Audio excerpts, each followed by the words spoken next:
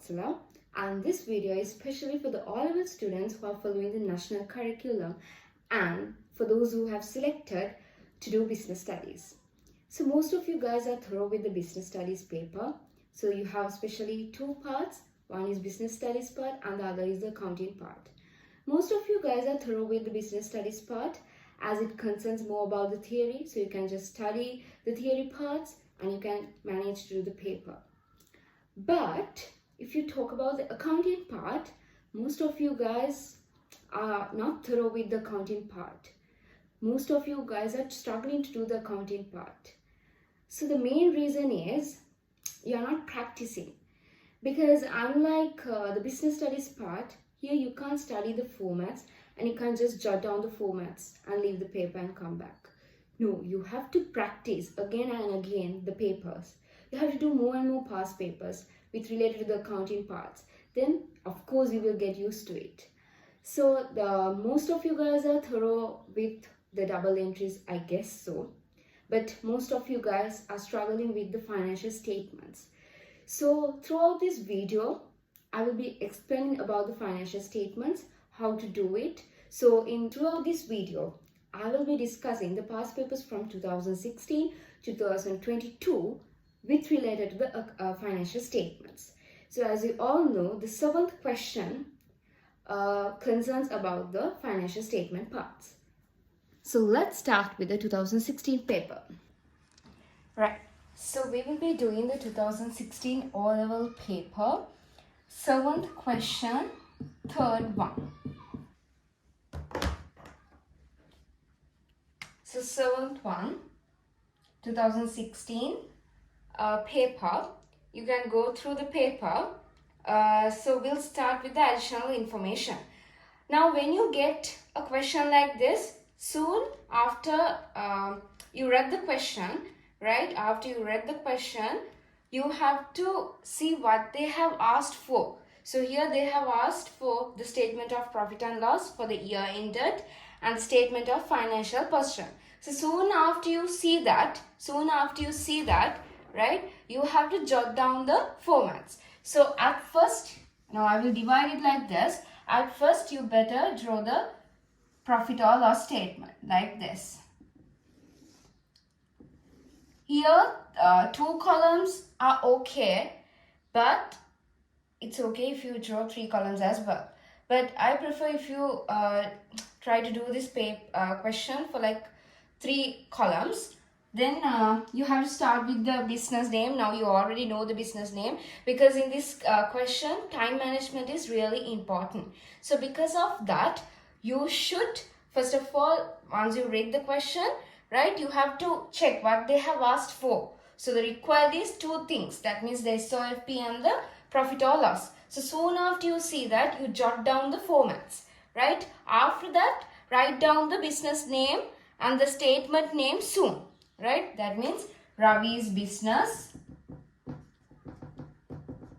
Now this is profit or loss statement. So you can write profit or loss statement for the year ended. They have asked for 31st December 2015. Soon after this, you have again here you have 3 columns. So here you have to write the business name, Ravi's business.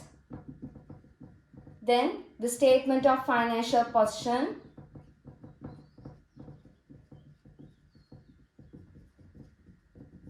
Here you have to mention for the year ended, you have to mention as a 31st 12 2015. Right? Then after this, soon after you draw the formats, you can just write the structure of it. Now normally in the profit or loss statement, first you have to mention what? The sales, right? Then after that minus cost of sales. So here the cost of sales include what?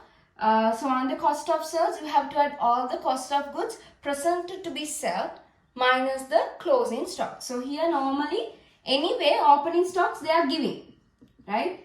Normally opening stocks they are giving. Sometimes they will not give.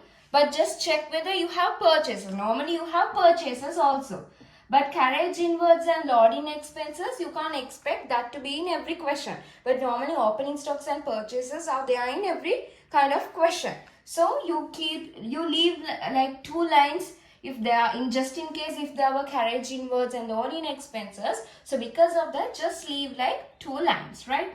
Then after that, you can write the type cost of goods presented to or presented for sale minus the closing stock. Then you will get what? The gross profit. Right? So the gross profit you will get means the cost of sales. From the sales, if you deduct the cost of sales, you will get the gross profit. So just in case if there were other income, you can add it, but normally in every question you won't get the other income. Then after that you have expenses.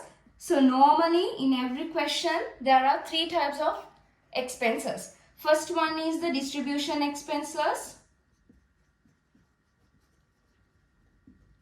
and the administration expenses. You can leave 4 to 6 lines for distribution expenses. Then you have the administration expenses. Then after that you have the financial expenses. Then you can find whether it's a net profit or net loss.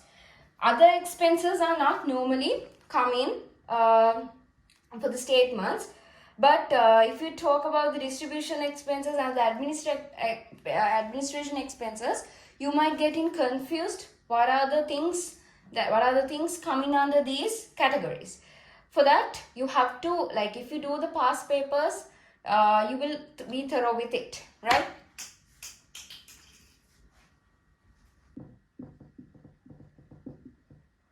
Right? Then you have the equity and liabilities.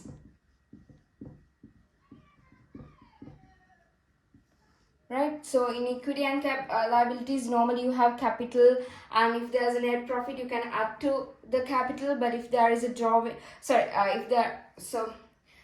on equity and liabilities, so you have first of all capital, and if you get a net profit, you have to add to the capital, and if you get a net loss, you have to deduct it from the capital. Then after that, you have the non-current liabilities,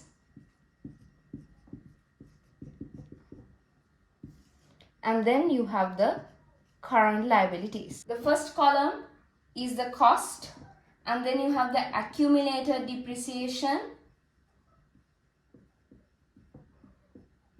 Then here you have the net book value, or else you can say what? The carrying amount. Net book value or the carrying amount.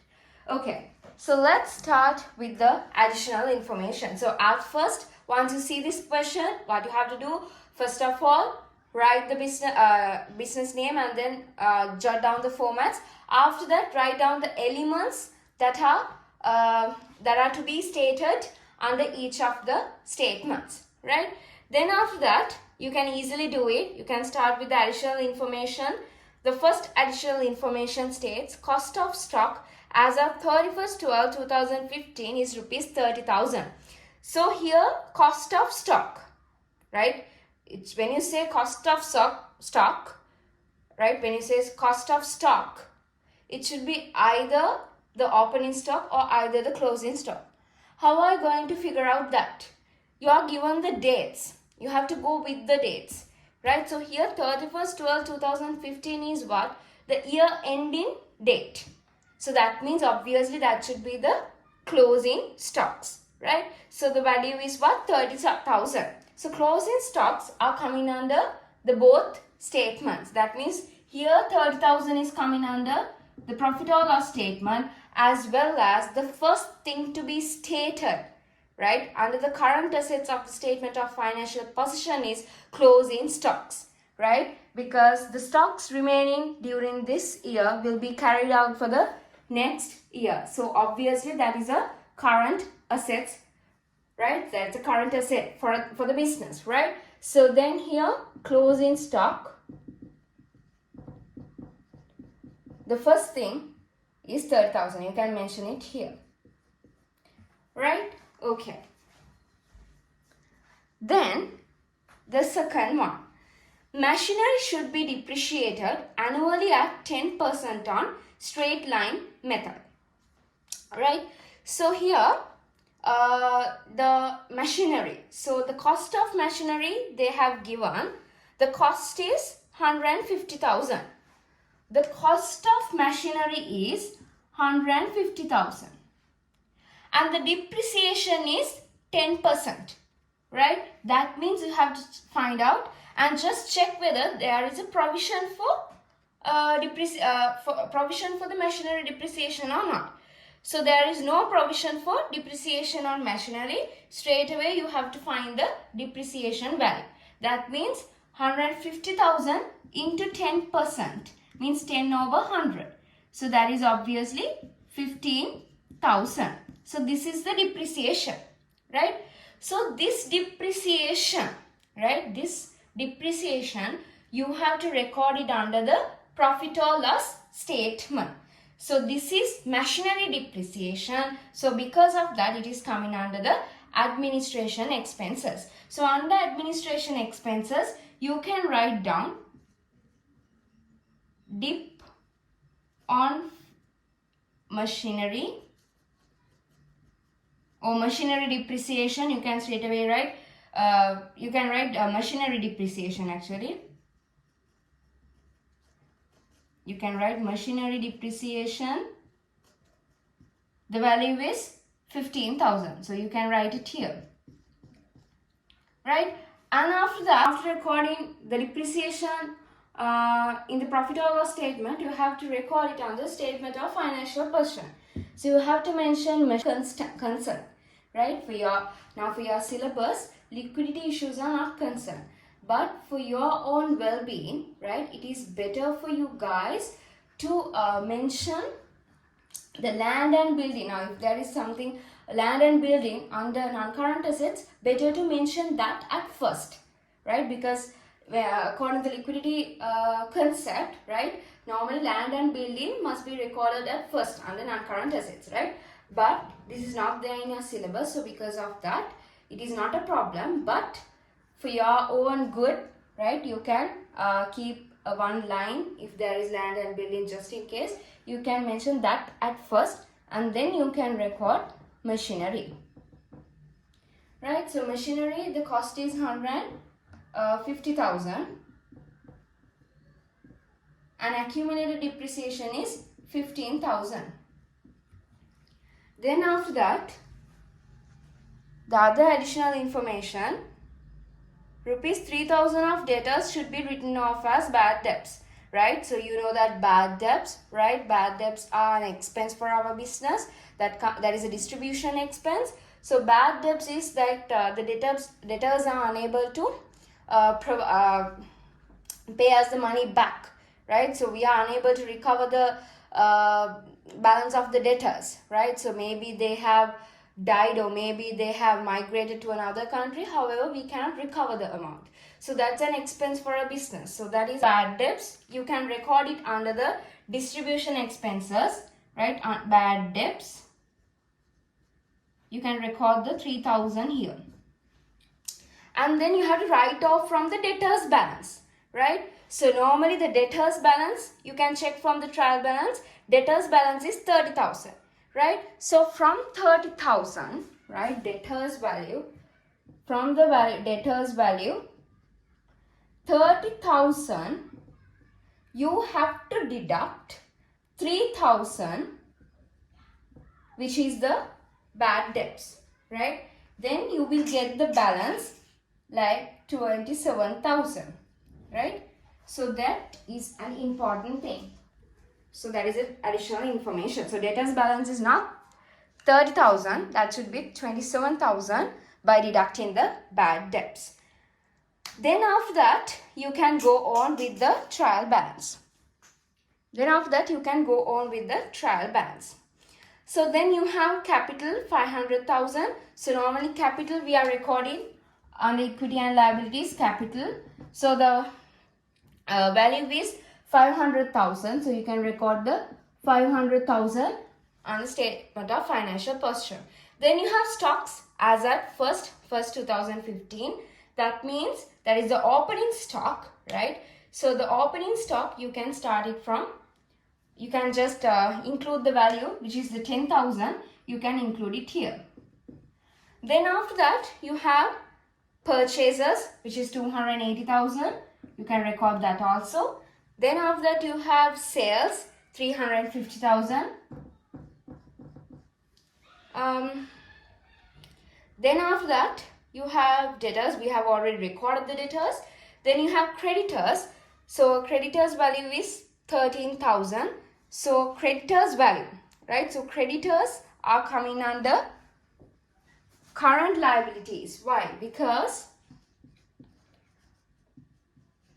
within a 1 year's time period, we have to settle them, right? We have to settle the payment for them. So because of that, they are current liabilities. So because of that, it is, we have recorded on the current liabilities, which is the 13,000, right? Okay. Then after that, you have the bank loan. Now here the 15% bank loan. Now normally you know that the banks, right, they won't give, right, they won't provide the bank loans, right, thinking that you are very sin, no, right, they will not give like that, right, the bank loans are a paune, and likewise they won't give like that, right.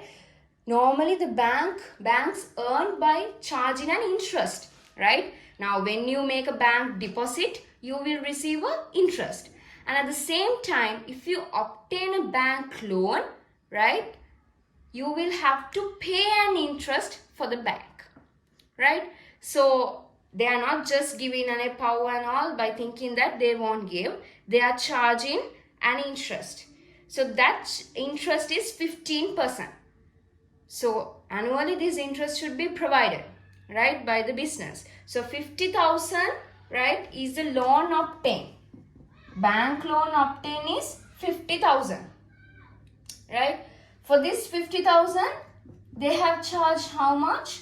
15%, right? They have charged 15%, right? They have charged 15% bank loan. So here, it will become 15 into 5 will become 75. So 7,500 is the interest for the year, bank loan interest for the year.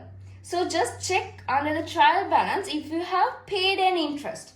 Sometimes even if you have paid half of the interest, they will mention in the trial balance that you have paid, right? So here they have paid bank loan interest 3,000, right? So in the trial balance, they have mentioned bank loan interest 3,000. Right? Now, the out of 50,000, right, 15% bank loan interest is charged. Now, the bank loan amount is 50,000, right? So, for this 50,000, a 15% interest is charged annually. So, for the annually, the bank loan interest is 7,500, right? Out of this 7,500, the business, right, this Ravi's business, right, they have paid 3,000, right? 3,000 is paid. Now 50,000 is the cost of the bank loan amount, right? So for this 50,000, 15% interest is charged annually. So that is 7,500. But out of this 7,500, only 3,000 has been paid. Only 3,000 has been paid. Then what about the remaining amount? So 7,500 deducted by, right, 3,000, right? If you deduct 3,000, right, from 7,500, it would be how much? 4,500. It would be 4,500. So 4,500 you have not paid. You have paid only 3,000. Out of this 7,500, you have paid only 3,000. This 4,500 you have not paid. So that becomes what? Accrued expense, right? It becomes an accrued expense. What do you mean by accrued expenses? The expenses that you have to make within the year, but you have not paid, right? Those expenses are the expenses that you have to make within the year, Within the accounting period, you have to make those payments, right? But you have not paid within the period. That means that expense is an accrued expense because you have to anyway pay, right? Those are the payables, right? You have to pay. You have not paid, right? But within the accounting period, you have to pay, but you have not paid. So that becomes an accrued expense, right? So how to record this is, at first, you have to record the bank loan amount under statement of financial position under non-current liabilities. Why? Because bank loan, you don't have to pay the whole amount within the year, right? Within the year, you don't have to pay the whole the amount, right? You can exceed the 1 year, right? You can take more than 1 year's time period and settle the payment, right? So because of that, it is coming under non-current liability. So first and foremost, record the bank loan amount 50,000. Then the interest thing, right? The interest thing, right? Now for the year, what is the amount? The whole year 7,500. But you have paid only 3,000. But even though if you have paid 3,000, you can't record only 3,000 under profit or loss statement. Because under profit or loss statement, whether you paid or not, that doesn't matter. Whether you paid or not, that doesn't matter. The total amount that you have to pay within the year must be recorded.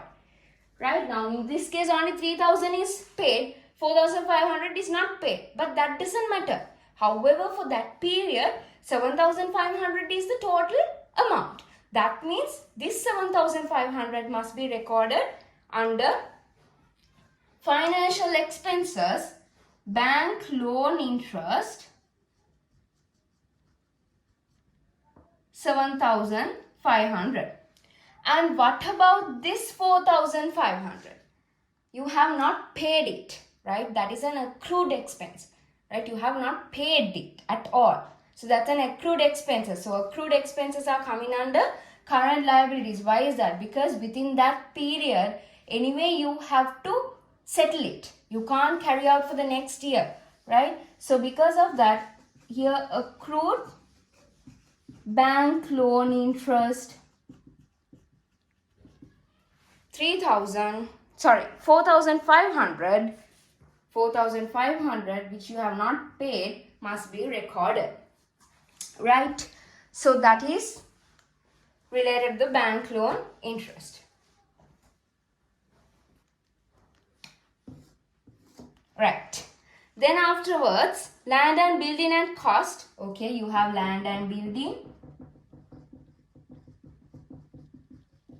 Here you don't have any depreciation for that. So land and building and cost is 400,000. So that is 400,000. Then you have machinery already recorded, bank loan interest already recorded. Then you have administrative salary.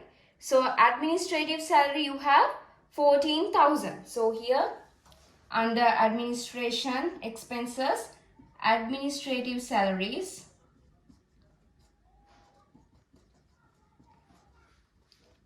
you have 14,000. Then after that, you have discounts allowed. So discounts allowed is an expense. So discounts allowed is coming under distribution expenses. So discounts allowed, right? Discounts allowed, the value is 3,200. Then after that, you have the discounts received. Discount received is an expense for you or income for you. So discounts received is an income for you. So discounts, right?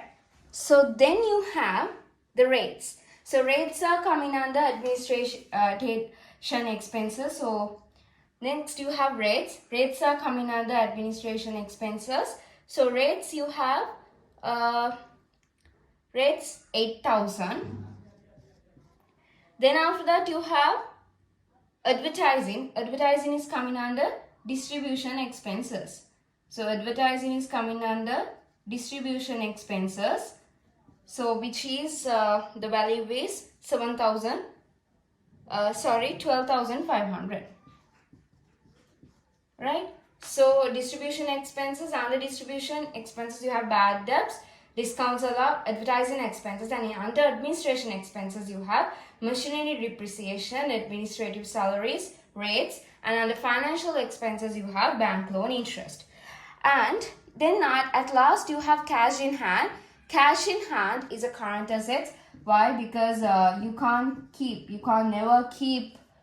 If I say you have 10,000, most probably. If you're having 10,000 for 1 year, can you keep that without spending? No, right? You can't predict that. For whatever the thing, you will be able to use it. Especially when you're doing a business, right? You can't keep, you can't guarantee that you can keep cash for more than 1 year. No, you have to, like for your expenses, you have to anyway spend those, right? So, cash in hand is 7,300.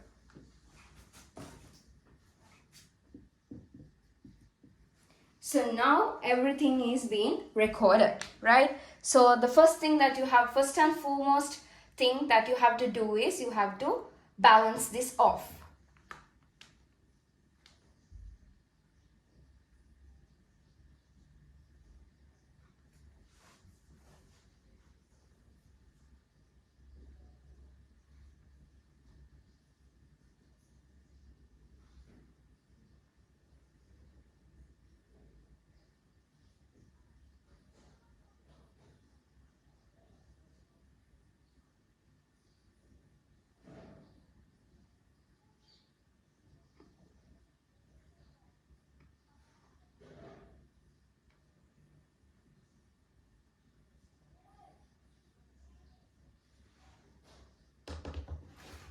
So here 10,000 plus 280,000, it will become 290,000. So you can get it here 290,000. So you can get 290,000. Then from 290,000 you have to deduct 30,000. That will be 260,000. So from this will be the cost of sales, right? So here from 260,000 you have to deduct 350,000. So here you have 10,000, 280,000, add them 290,000. From 290,000 deduct the closing stocks, then you will get 260,000, and from 260,000 you have to deduct 350,000. Then you will get 90,000. Then 90,000 plus this income, it is 95,000, right? Then you have to add all the distribution expense, and then you have to add all the administration expenses, right?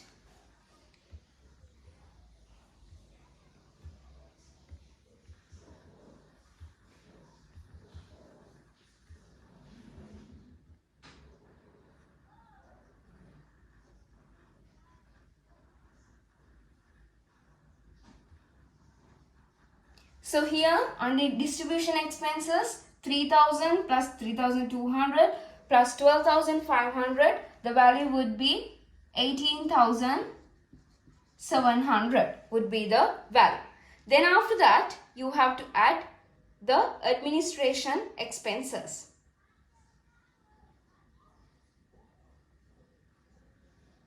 So here 15,000 plus 14,000 plus 80,000, the value will be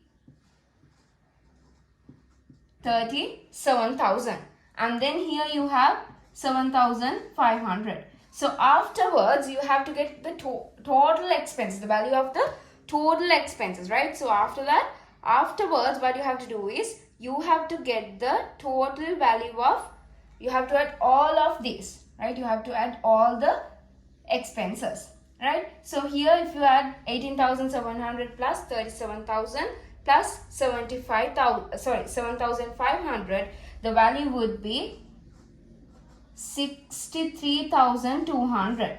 So from 95,000, right? From 95,000 you have to deduct 63,200. So if you deduct it, you will get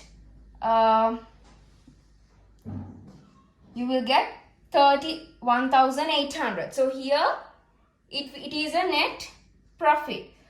Why do I say that it's a net profit? Because in here, right, the profit is greater than the expenses. Here, if you take the gross profit, anyway it is gross profit plus the income is anyway greater than the expenses. So because of that, you will get a positive value here. If you get a negative value, right, if the expenses are higher than the gross profit, then obviously you will get a net loss. So this net profit, you have to add it under capital. So under capital, you have to add net profit, which is 31,800.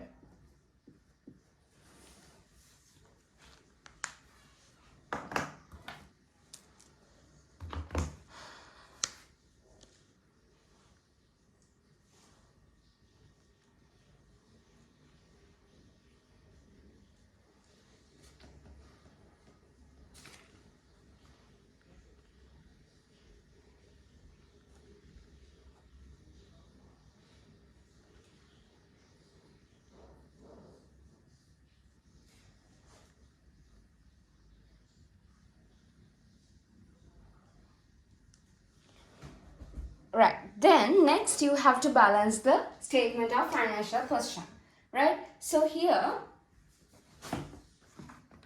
so afterwards you have to balance the statement of financial position. So here no accumulated depreciation, then the NBV will be again 400,000. Then from 150,000, if you deduct 15,000, you will get 135,000, right? Then you can just double line it.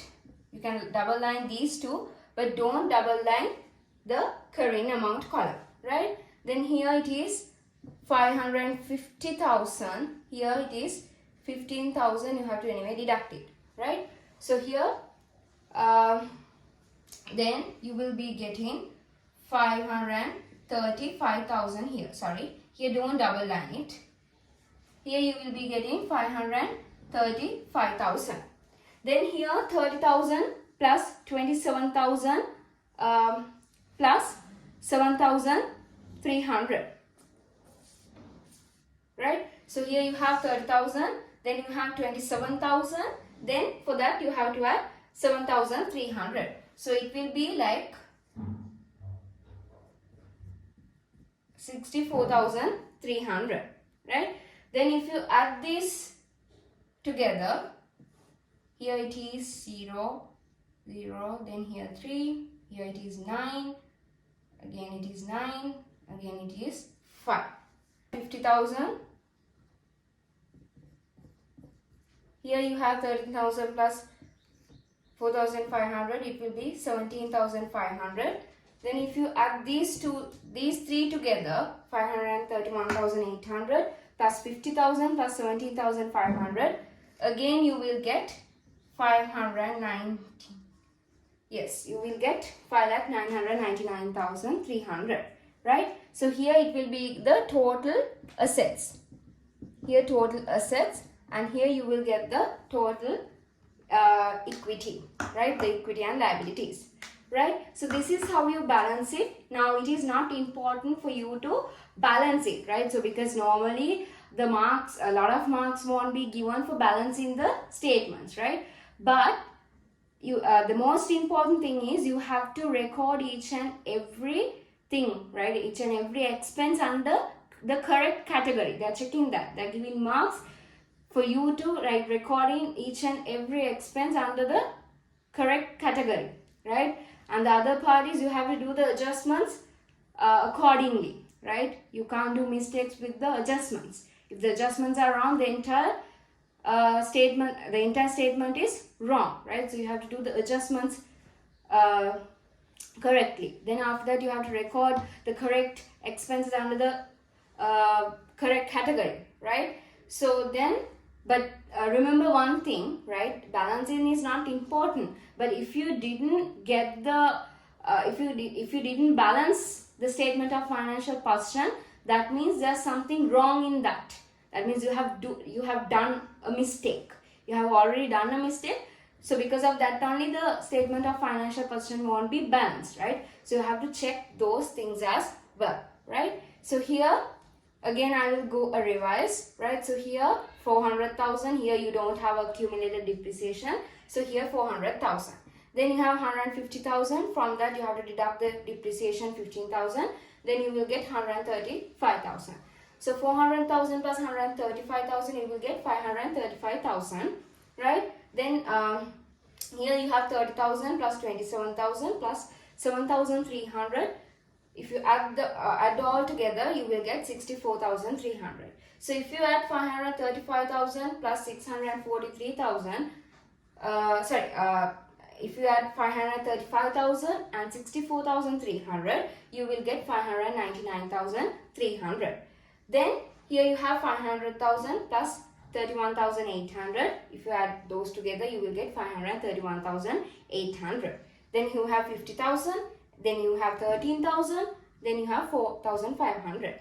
If you add all the equity and liabilities, you will get 599,300. That means the assets equal to equity and liabilities. So assets equal to equity and liability. Then what happened? The statement of financial position is balanced, right? So then only you will get the that means if it is balancing, that means you have correctly recorded it. But all the time, if it is balancing, it doesn't mean that all the things that you have put is correct.